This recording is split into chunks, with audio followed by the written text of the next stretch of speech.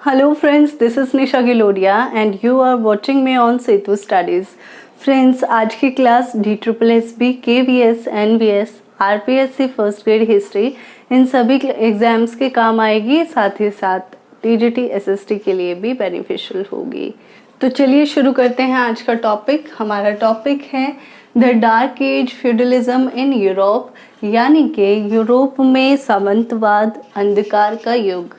ये हमारा टॉपिक है। और इससे पहले की जो सीरीज थी उसमें हमने बात की थी कि रोमन साम्राज्य का पतन हो जाता है, उसके बाद पश्चिमी यूरोप पर पूर्वी यूरोप की कुछ जातियां, जिसमें विशेषकर फ्रैंक जाति होती है, वो पश्चिमी यूरोप के कुछ हिस्सों पर अपना अधिकार कर लेती है, जिसमें से एक होता है गोल प्रदेश। उसे हम वर्तमान में फ्रांस के नाम से जानते हैं। और आज का जो टॉपिक है हमारा फ्रांस के ही आसपास घूमने वाला है। तो ऐसी स्थिति जिसमें कि राजनीतिक असंगठन बना हुआ है, उस समय पर एक समाधान निकाला गया। युद्धों में अपने बचाव के लिए सामंत नामक एक अधिकारी को नियुक्त किया गया। सामंत अधिकतर बाउंड्री एरिया पर नियुक्त किए जाते हैं और उनको कुछ भूमि दान में दी जाती है, और उससे उनको करना ये होता है कि जो भी उपज होती है उससे कुछ टैक्स राजा को पे करना है। साथ ही साथ राजा को जब भी आवश्यकता है सैनिक सहायता देनी है।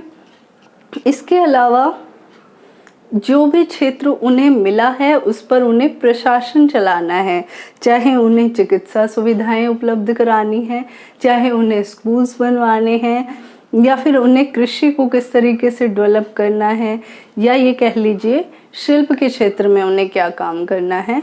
ये सारा काम उन्हीं का था। तो इस तरीके से एक अधिकारी को नियुक्त किया गया जिसे हम सामंत कहते हैं। अब इससे पहले कि हम आगे बढ़ें, हम ये जान लें कि यूरोप में सामाजिक वर्ग क्रम कैसे था। जैसा कि भारत में था, हमने 4 वर्ण पढ़े हैं, ब्राह्मण, क्षत्रिय, वैश्य और शूद्र। इसी तरीके से यूरोप में भी एक सामाजिक पदक्रम था, जिसके अनुसार पहले वर्ग में पादरी आता था, दूसरे में अभिजात आता था, तीसरे में किसान वर्ग आता था। पादरी में हमारे जो धार्मिक धर्म गुरु होते हैं वो सब आ जाते हैं, जैसे कि पोप, बिशप या फिर पादरी, ये वर्ग आ जाते हैं। इसमें हमारा सामंत वर्ग, इसके अलावा जो बड़े जमींदार हैं वो सब इसमें आ जाते हैं। और किसान 2 तरीके के होते थे, एक स्वतंत्र किसान और एक सर्फ किसान। स्वतंत्र और सर्फ किसान।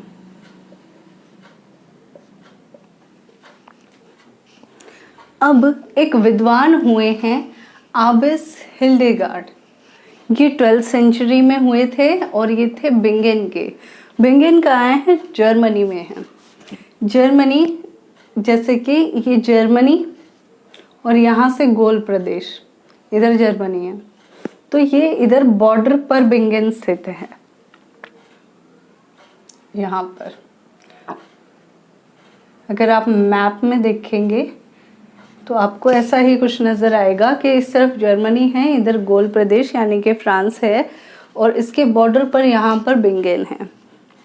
तो ये जो बिंगेन है जर्मनी में है। यहाँ के एक लेखक हुए हैं आबिस हिल्डेगार्ड। इन्होंने इस सामाजिक वर्ग क्रम के समर्थन में एक कोटेशन दी है, जो कि है, कौन चरवाहा अपने समस्त पशुओं, गाय, गधों, भेड़ों, बकरियों को कोई अंतर किए बिना एक ही अस्तबल में रखता है। इसलिए मनुष्य में भी अंतर स्थापित करना आवश्यक है, जिससे वे एक दूसरे को तबाह ना कर दें। ईश्वर अपने रेवड़ में अंतर रखता है, चाहे स्वर्ग पर अथवा पृथ्वी पर। उसके द्वारा सबको प्यार मिलता है, परंतु उनमें कोई समानता नहीं होती। तो ये आबिस हिल्डेगार्ड के कोटेशन है जो कि उन्होंने इस सामाजिक वर्ग क्रम के समर्थन में दी है। अब अगर हम देखें तो इस वर्ग क्रम में पहला पद तो पादरी का है, दूसरा अभिजात वर्ग का है, तीसरा किसान वर्ग का है। लेकिन अगर आप वास्तव में इसका अध्ययन करेंगे तो आप देखेंगे यहाँ पर सबसे महत्वपूर्ण जो वर्ग है वो अभिजात वर्ग है। कारण क्या है? भूमि। इसका कारण है भूमि, क्योंकि इनके पास सबसे ज्यादा भूमि हुआ करती थी। और ये भूमि इनको कैसे मिलती थी? वेस्टलेज प्रथा के थ्रू। ये जो वेस्टलेज प्रथा है ये थी क्या? सबसे पहले जो वेस्टलेज शब्द है वो बना है वेसल से। वेसल होता है दास, एक तरीके की दास बनाने की प्रथा है। इस प्रथा में जो दास है अपने सेनियर के प्रति निष्ठावान रहेगा, उसके लिए कभी कुछ गलत नहीं करेगा। अब ये प्रथा में होता क्या था? इस प्रथा में होता था कि जो बड़े भूस्वामी होते थे जैसे कि सामंत, वो राजा के अधीन होते थे, और जो ये बड़े भूस्वामी होते थे इनके अधीन ये कृषक होते थे। जो कृषक वर्ग हैं ये बड़े भूस्वामी के अधीन होते थे। तो अगर हम इसका एक क्रम देखें तो सबसे ऊपर होता था राजा। राजा के जो दास हैं वो होते थे अभिजात वर्ग, और अभिजात वर्ग के जो दास हैं वो होते थे कृषक। और इसमें एक लॉर्ड शब्द का भी प्रयोग किया गया है। लॉर्ड का अर्थ होता है रोटी देने वाला। तो यहाँ पर जो अभिजात वर्ग हैं उनका लॉर्ड है राजा, और जो कृषक हैं उनका लॉर्ड है अभिजात वर्ग। यानी कि अभिजात वर्ग को रोटी देने वाला कौन है? राजा, और कृषक वर्ग को रोटी देने वाला कौन है? अभिजात वर्ग। अभिजात वर्ग में ज्यादातर तो सामंत ही आते थे, और इसके अलावा बड़े जमींदार भी आ जाते थे। अगर हम वेस्टलेज प्रथा की बात करें कि वेस्टलेज प्रथा में होता क्या था, तो वेस्टलेज प्रथा के रीति रिवाजों की अगर हम बात करें तो सबसे पहले तो ये चर्च में होते थे। ये समारोह होता था, एक बड़ा सा समारोह का आयोजन करते थे जो कि चर्च में होता था। इसमें जो लॉर्ड है वो अपने दास की रक्षा का वचन लेता था, यानी कि राजा अपने अभिजात वर्ग की रक्षा का वचन लेगा, अभिजात वर्ग कृषक की रक्षा का वचन लेगा। इस तरीके से राजा, या फिर ये कह लीजिए जो भी सीनियर है, वो अपने से जूनियर की रक्षा का वचन लेगा। अभी अगर हम ये सोचें कि भी जैसे कि हमने तो सुरक्षा के लिए सामंत नियुक्त किए थे, तो राजा कैसे सुरक्षा का वचन देगा?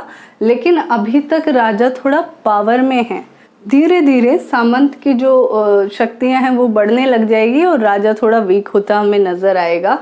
अभी ये केवल सैनिक के तौर पर कार्य कर रहे हैं। तो राजा इनकी रक्षा का वचन देता है और ये इनकी रक्षा का वचन देते हैं। इसमें सामंत भी होते हैं अभिजात वर्ग में। और एक रिचुअल ये भी था कि जो भी दास है, चाहे वो अभिजात वर्ग है चाहे कृषक है, राजा दास नहीं था, तो ये जो अभिजात वर्ग हैं ये बाइबल की शपथ लेंगे कि ये अपने जो सीनियर है, जो लॉर्ड है, उसके प्रति निष्ठावान रहेंगे, उसके प्रति हमेशा वफादार रहेंगे, इसकी ये शपथ लेते थे। इसके आगे हम देखते हैं कि लॉर्ड क्या करता था। लॉर्ड वही भूमि देता था, जैसा कि हम पहले पढ़ चुके हैं कि राजा लॉर्ड को यानी कि सामंत को, अगर हम राजा के केस में देखें तो लॉर्ड हो जाएगा राजा और दास हो जाएगा सामंत, और कृषक के केस में देखें तो लॉर्ड हो जाएगा सामंत और दास हो जाएगा किसान। तो यहाँ पर देखें राजा सामंत को भूमि देता था, प्रतीक के रूप में क्या देता था, या तो लिखित में कोई दस्तावेज, या फिर एक छड़ी, या एक मिट्टी का डला। इस तरीके से राजा भूमि देता था, और उसमें या तो हम अगर मिट्टी का डला दे तो वो भी भूमि का ही प्रतीक है, छड़ी दे तो ये भी भूमि का प्रतीक है, और लिखित दस्तावेज दे तो ये तो है ही उस लैंड का आधिकारिक पत्र होता था। तो ये जो भी भूमि उसे मिलती थी उसके प्रतीक के स्वरूप में ये तीनों में से कोई एक चीज राजा सामंत को देता था। हम ये पढ़ चुके हैं कि राजा सामंत को भूमि देता था। अब जो भूमि राजा सामंत को देता था उसे कहते क्या थे? उसे कहते थे मैनर। मैनर राजा जो भूमि अभिजात वर्ग को देता था वह भूमि मैनर कहलाती थी। और इस मैनर भूमि के बदले ही जो सामंत वर्ग है वो टैक्स पे भी करता था, जो इस भूमि से अर्निंग होती थी उसमें से, और इसी भूमि पर वो प्रशासन भी चलाता था और यहीं के लोगों की रक्षा का वचन भी लेता था। साथ ही साथ राजा को सैनिक सहायता भी प्रोवाइड कराता था। और राजा को ये जो सामंत वर्ग है ये सैनिक कहाँ से लाते थे? जो किसान इनके खेतों में कार्य करते थे उन्हें ही कंपलसरी था कि वो साल में 30-40 दिन सैनिक का भी कार्य करेंगे। तो इस तरीके से ये लोग सेना भी अपनी परमानेंट रखते थे। अब अगर बात करें अभिजात वर्ग की विशेषता की कि इनकी विशेषता क्या थी, तो इनकी विशेषता थी समाज में इनकी हैसियत, एक विशेष हैसियत थी। अपनी संपदा के ये स्थायी और पूर्ण नियंत्रण था इनका, छीन नहीं सकता इनसे। इनको जो भी ये मैनर भूमि दे दी इसको छीना नहीं जा सकता, ये स्थायी रूप से दे दी गई है और इस पर इसका पूर्ण नियंत्रण है। ये चाहे मर्जी जैसे शासन चलाए। सामंती सेना बढ़ा सकते थे।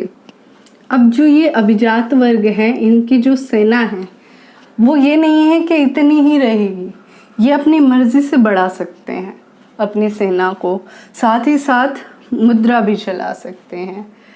तो जब एक सामंत की हैसियत भी अच्छी है, वो मुद्रा भी चला सकता है, उसके पास सेना भी है और सेना को वो बढ़ा भी सकता है, और जो भी उसको भूमि दे दी गई है उस पर उसका स्थायी नियंत्रण है, उसकी मर्जी से वहाँ पर प्रशासन चलेगा। तो जब ये सारी सिचुएशन आ जाएगी तो धीरे धीरे राजा पर ये हावी होने लगेंगे, क्योंकि ये तो पहले से ही समाज में इनकी हैसियत अच्छी है और इनका जो इकोनॉमिकल स्टेटस है वो काफ़ी अच्छा हो जाएगा। और क्या होगा आगे आगे, ये एजुकेशन पे, शिल्प पे, इन सब पे खर्चा करने के बजाय अपने ही आराम पर खर्चा करेंगे। इस तरीके से ये जो भी इनका क्षेत्र होगा उसमें कुछ डेवलपमेंट नहीं करेंगे प्रशासन के नाम पर, क्योंकि इनका एक कार्य प्रशासन का भी तो है। प्रशासन में ही हम स्कूल, कॉलेज या फिर ये कह लीजिए जो चिकित्सा की सेवाएं हैं इन सब को प्रशासन में ही तो ऐड किया जाता है। तो ये वहाँ पर कोई काम अच्छे से नहीं करेंगे और इसी के साथ साथ शुरू होगी अंधकार युग की शुरुआत, जो कि मैंने शुरुआत में भी बताया था कि यहाँ पर अंधकार युग का मतलब यही है कि ना शिक्षा में डेवलपमेंट होना, ना ही शिल्प में डेवलपमेंट होना और ना ही उद्योग धंधों का कोई विकास होना।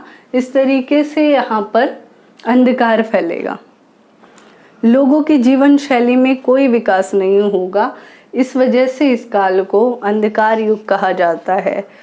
तो आज के लिए फ्रेंड्स इतना ही। इससे आगे की क्लास में मैनर हमने पढ़ लिया है कि जो भूमि इन्हें दान में दी जाती थी उसे मैनर कहते थे। अब इस मैनर में होता क्या क्या था, कौन कौन सी जगह इनके पास होती थी, वहाँ पर कौन कौन रहता था, क्या होते थे किसानों की 2 कैटेगरीज, और इन सब के बारे में हम पढ़ेंगे। और नाइट के बारे में पढ़ेंगे कि वो किस तरह के सैनिक होते थे और उनके पास कौन कौन सी शक्तियाँ होती थी, क्या उनकी विशेषता होती थी, इन सब के बारे में पढ़ेंगे। तो आज के लिए इतना ही। Thank you. और वीडियो को ज़्यादा से ज़्यादा लाइक कीजिए, शेयर कीजिए, सब्सक्राइब कीजिए। Thank you. Thanks for watching.